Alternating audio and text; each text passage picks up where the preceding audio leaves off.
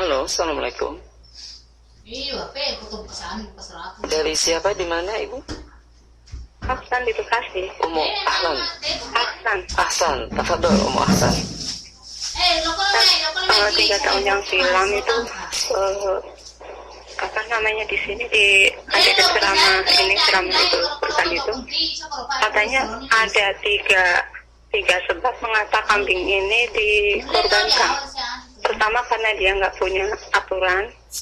Keduanya karena kalau manusia itu kalau kambing laki kayak apa istilahnya dipersak gitu Ustaz. Lalu ketiganya itu kalau untuk kambing wanita dia kurang memperhatikan anak-anaknya. Apakah demikian dijelaskan di agama Islam gitu? Lalu bagaimana dengan Ustaz mengapa onta sama sapi gitu dikorbankan juga? Mohon penjelasan. Waalaikumsalam warahmatullahi. Iya, ini adalah penyebutan hikmah yang saya pahami itu dari apa yang dia pahami. Ya, seakan-akan dia menganggap kambing itu binatang yang gak beres, ya, binatang yang harus disembelih. Jelas kalau alasan-alasannya seperti itu. Iya. Kenapa ya kambing itu sekalian saja diharamkan untuk dimakan? Karena sifat-sifatnya yang buruk.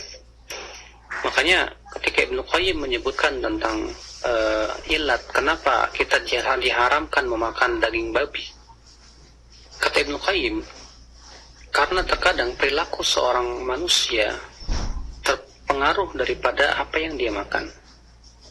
Ketika babi itu punya sifat-sifat yang buruk seperti dayuth, dia tidak punya sifat cemburu terhadap pasangannya. Bahkan ketika ada pejantan lain yang ingin mengawini pasangannya, dibantunya sama si suaminya ini, sama pasangan laki-lakinya. Ya. Juga ya sifat-sifat lain yang kotor daripada babi. Makanya kata Ibnu Qayyim, ya, maka di antara hikmah mengapa Allah Subhanahu wa taala melarang kita memakan daging babi, karena babi itu mempunyai sifat-sifat yang sangat jelek sekali dan buruk. Hanya Allah Subhanahu wa taala larang. Kalaulah apa yang dikatakan oleh si penceramah tersebut bahwasannya sifat-sifat kambing itu karena buruk seperti itu, barangkali itu lebih berhak untuk dikatakan kalau begitu jangan dimakan dan tidak boleh dimakan, sebab seseorang akan terpengaruh daripada daripada binatang yang ia makan. Makanya Allah melarang juga anjing, dan yang dilarang oleh Allah Subhanahu wa taala rata-rata adalah binatang-binatang yang memang sifatnya itu sifatnya sangat buruk sekali. Kemudian yang kedua, bahwa penyebutan hikmah dari si dai itu sangat bertentangan dengan hikmah mengapa para nabi dan rasul semuanya menggembalakan kambing. Rasulullah SAW menyebutkan dalam hadis yang saya ingat hadis itu sahih, bahwa tidak ada seorang pun nabi kecuali ia menggembalakan kambing. Mengapa demikian? Kata para ulama, karena memang kambing itu di antara sifatnya susah diatur, sehingga pada waktu itu dibutuhkan kepada seorang penggembala kambing untuk sabar. Disitulah ia dilatih untuk sabar.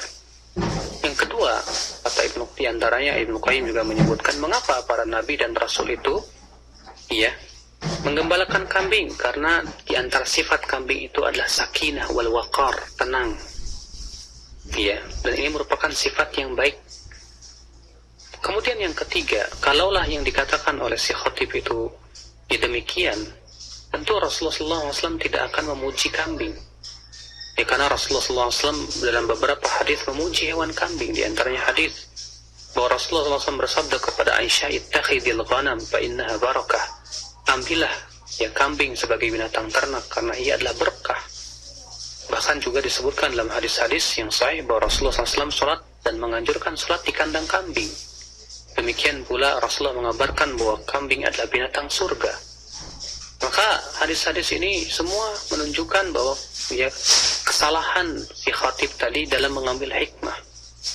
Makanya dalam mengambil hikmah juga seseorang hamba seharusnya melihat dari sisi-sisi yang lain berupa dalil-dalil dari Al-Quran atau dari hadis-hadis Nabi Shallallahu Alaihi Wasallam, tidak sebatas dia kemudian dia mikirin atau renungi sendiri ya tanpa melihat dalil, lalu dia kemudian dia menganggap apa yang dia tarik dari kesimpulan itu sebagai sesuatu yang ya barangkali menganggapnya dia ya hebat atau yang lainnya, Allahu a'lam.